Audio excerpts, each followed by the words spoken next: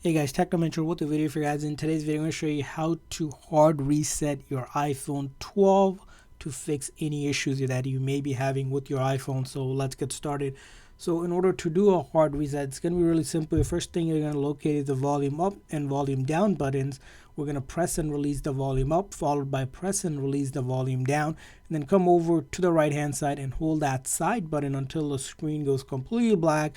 Once you see the Apple logo appear on the screen, you'll let go of that side button. So it's going to be volume up, volume down quickly, and then you hold that side button just like that.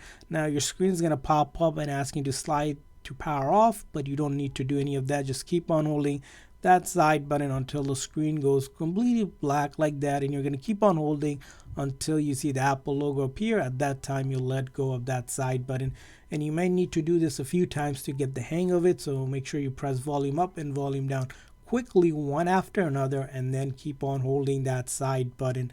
Again, this method is completely safe. It will not delete any of your personal data. All of your photos, videos, apps, everything you have will still be on your phone. All it's doing is shutting down the phone software and reloading the code. So again, keep on trying, volume up, volume down, and then hold that side button.